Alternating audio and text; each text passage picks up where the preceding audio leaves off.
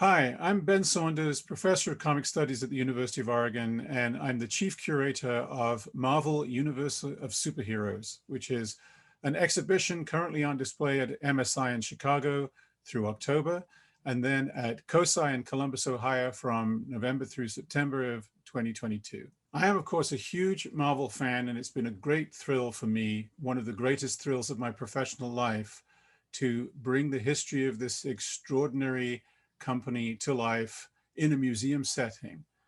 We've had an opportunity to showcase how the characters and the universe have evolved across media over the last 8 decades.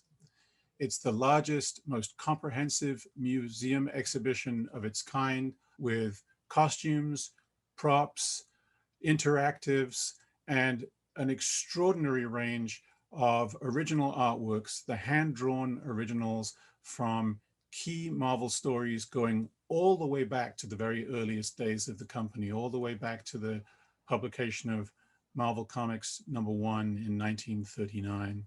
So if you are a fan of Marvel, whether you're a more casual fan or whether you are a hardcore Marvel scholar, there's something in this show for everybody. Now, this summer marks the anniversary of perhaps one of the most important points, some might even argue the single most important point in Marvel's long history, and that is the publication of Fantastic Four #1. This is a moment that kicked off what we now refer to as the Marvel Age. It laid the groundwork for everything that came after. So when we were first designing our show, it was important to me that we showed Marvel's larger history, which begins back in 1939, when Martin Goodman publishes one of the first really important superhero comic books. But as superheroes fell out of fashion in the 1950s, and as the comic book industry itself went through some periods of turmoil, the company contracted actually to about 20% of its peak production. And there was a period where people such as Stan were considering leaving the comic book industry altogether. In 1961, Martin Goodman, who was Marvel's owner, seeing that suddenly there was some sales stuff popping off in the superhero genre, which hadn't really been that big for a number of years, turned to his editor on the comic book line and said, "Stan, we should get a piece of this for ourselves. We should do a superhero comic." At the same time, Jack Kirby ended up working for Marvel, doing mostly science fiction stories, but also westerns and romances and things. And he really saw that Marvel was on the rocks, and he was constantly pitching to do new things and to push the envelope and to really reinvigorate the company. So this kind of confluence of elements came together where the superhero market was coming back. Kirby was interested in doing more stuff, and Stan was feeling a bit restless and a bit uncertain about his own position in the world. And he had some conversation with his wife, Joan, where Joan sort of told him, "Look, this is your gig. This is what you're doing. Rather than spending all this time scrabbling to get out of it, maybe devote some of that effort to the work that you're actually doing." Nowadays, it takes an active historical imagination to fully understand how innovative Fantastic Four #1 was. But if you just look at the cover of the first issue and try to imagine how that would have looked compared to other superhero books of the past, it would have been difficult to tell just from looking at the cover alone that this was even a superhero comic. For a start, none of the characters are wearing costumes. That was something that Stan and Jack had deliberately decided to leave out of the formula when they first launched this comic book series. The giant monster that takes up most of the cover would have put many members of the audience in mind of the kind of monster books that Stan and Jack had been producing for the last 2 years. But then when you pick up the book and open it up, it's a full 8-9 pages into the book before we're even reassured that the characters that we are meeting are in fact the heroes. Another groundbreaking aspect of this first issue is the tension between the members of the team, the hostility between Ben Grimm and Reed Richards becomes fully physical in the retelling of their origin story at the center of the book. Nowadays, we're very used to the idea that the members of a superhero team might not always get along, that there may be tension or conflict. But at the time, this was a genuine innovation. Readers of other superhero teams during this period would not have witnessed this kind of conflict. That depiction of tension between the members of the team is a sign of a larger feature of the book, which is its expanded emotional bandwidth. In the case of the Thing is one of the first, if not the first, superheroic character who doesn't want to be a superhero and who experiences his transformation as a source of trauma and depression. It leaves him profoundly lonely and isolated. At the same time, of course, the Thing is in other ways a great source of comedy and humor. The fact that he speaks in this vernacular idiom that is always reminding us that although he is a giant, orange, lumpy, rocky-skinned, super strong monster, he's also this guy from the Lower East Side. His voice and manner of speech is constantly reminding us that that's what he is, just a guy from the Lower East Side who happens to look like a giant, lumpy, orange, rocky-skinned monster. This combination of tragedy and comedy, what we might now call dramedy, was something that had never been seen before in the comic book genre of the superhero. It was an expansion of the emotional bandwidth and possibilities of the genre that opened the floodgates for a new approach to this kind of fantasy and became an essential element of what we now recognize as the Marvel formula. In terms of the superhero genre, this really begins with Stan and Jack's work on the Fantastic Four. In all the superhero comics up to that point, pretty much people got superpowers and shrugged their shoulders and kind of, well, I guess the thing to do is to go out and fight crime because that's the only thing I can imagine doing with superpowers.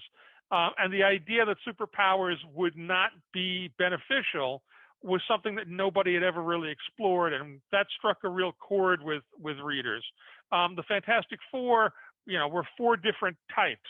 And they fit into a family archetype, but as originally conceived, they weren't even quite that solid. Reed was a sort of standard heroic hero, but he was a bit stuffy and a bit intellectual. He was kind of a stiff.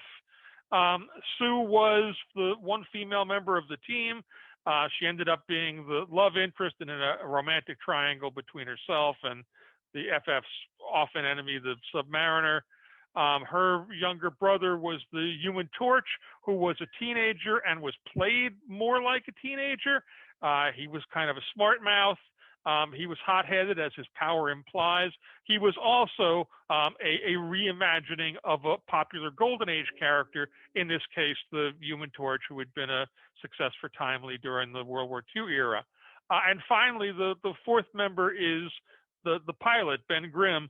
And as originally conceived, he was the character who got the bum deal in these powers. If you can turn invisible, that's really pretty good. And if you can stretch, I can see where there'd be downsides to that, but you just don't, if you don't want to do it, you don't have to do it. The Thing was the Thing all the time, and that meant every minute of the day he was trapped in this monstrous body and alienated from the world around him. And consequently, he had kind of a bad attitude, and he wasn't shy about letting people know it. And he very quickly became the most popular character in the strip and kind of the quintessential Marvel character who could simultaneously be funny, be humorous, but who also has a strong streak of pathos. He has a tragedy to him, and he pays a price for being a superhero. It's not all glamour, it's not all fame and glitz. Really, it was the combination of Kirby's exploding imagination and tremendous command of visuals and the visual language of comics, combined with Stan's experiences, especially doing like teen humor comics, where he gave the characters, they were broad personalities at first, but there were personalities. You could never mistake a line of dialogue written for one of the Fantastic Four as having been spoken by one of the others. And so the characters were all individualistic in a way that other superheroes just weren't. And from there, the enthusiasm and the imagination that these guys had just carried themselves forward, and they built one on top of the other. And each story kind of literally built on the stories that came before it, so that there was a specific sequence in which you read these adventures. A comic that you read 6 months ago might have some bearing on the new issue of Fantastic Four. A villain might come back, or some circumstance or situation that had been set up might be followed up on. And that really became a hallmark of what Marvel was doing and that other publishers weren't doing, that really made it a success. In that initial run under Stan Lee and Jack Kirby, the Fantastic Four served not just as the flagpole title of the Marvel Universe, but also as one of the great pop cultural laboratories of the 1960s. It was the place where Stan and Jack invented dozens of characters and concepts who have remained centrally important to the Marvel Universe. As the series developed under Lee and Kirby, the Fantastic Four became the comic book that best combined elements that we might think of as the cosmic and the quotidian, the vast and spectacular and unfamiliar, and the local and domestic. All of those details that we would think of as soap opera set against the backdrop of the most extraordinary cosmic and sometimes existentially earth-shaking story concepts. So that combination of ideas, that idea that on the one hand, the Marvel Universe is fascinating and strange and filled with alien wonder, and at the same time, the idea that the Marvel Universe is rooted in the world in which we live, that it is the world outside your window. Those were concepts that we wanted to try and reproduce for visitors to our exhibition. And so after having provided some of that history about the earlier days of Marvel in the 1930s and 40s, you turn a corner and see a life-size sculpture of Ben Grimm falling asleep, reading a book, while behind him there is a window where the action of the Marvel Universe is unfolding. And what we wanted is to give people that sense that they could visit the thing at home within a space that was both one that they recognized, a domestic space, and on the other hand, a space where just outside the window, the most extraordinary things are happening.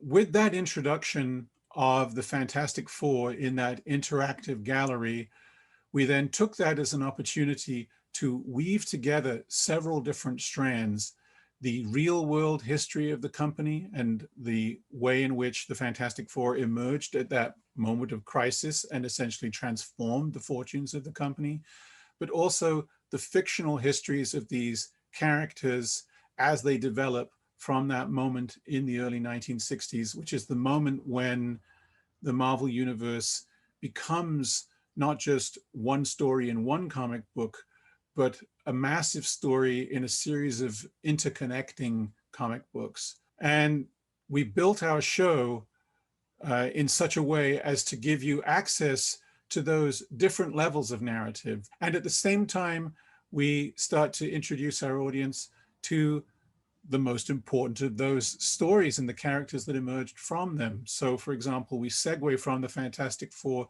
to the Black Panther, a character who was introduced for the first time in 1966 in the pages of the Fantastic Four.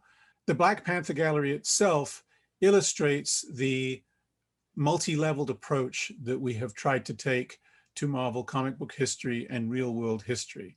So we have in the center of that gallery a remarkable life-size sculpture of the character so people can take their photograph with him and interact with the character. We also, in the same space, have examples of very rare works of original art, including a cover which features the Black Panther illustrated by Jack Kirby. Next to that, we have 2 more pages of original art by Billy Graham, the first African-American artist to ever draw the character. Again, hand-drawn originals. Then next to that, we have a media table which allows people to take, if they want, a deep dive into the larger history of the character from the 1960s right through to the present. And then again, in the same gallery space, we have a series of props and costumes as used on the set of the Black Panther movie. For example, Chadwick Boseman's Black Panther costume designed by the great designer Ruth E. Carter. I could spend an hour just in that one gallery. And we have tried to do this again and again for all of your favorite characters in the Marvel Universe.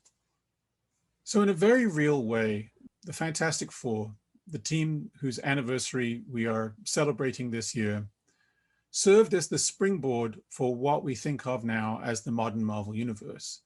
And that's why the Fantastic Four also serves as the springboard and gateway into the larger Marvel Universe in our exhibition.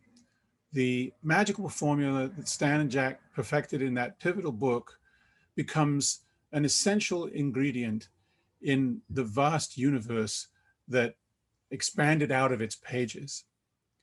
And we are able to take our audience from our Spider-Man gallery to galleries devoted to each of the individual Avengers, to the introduction of the X-Men and the metaphor of superpowers as difference, through to the multi-dimensional world of Doctor Strange, from street-level heroes such as Jessica Jones, Daredevil, and Luke Cage, to the vast cosmos of characters such as Captain Marvel and Thanos and the Silver Surfer. All of these characters are featured in our exhibition.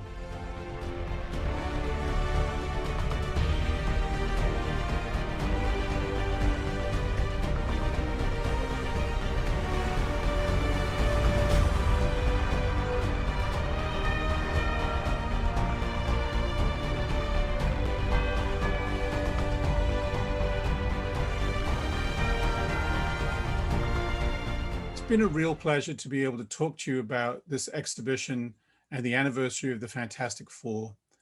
I just want to thank Comic-Con International for the opportunity to talk to you about this extraordinary, unique experience that we've created in this show. I do hope you get an opportunity to see it.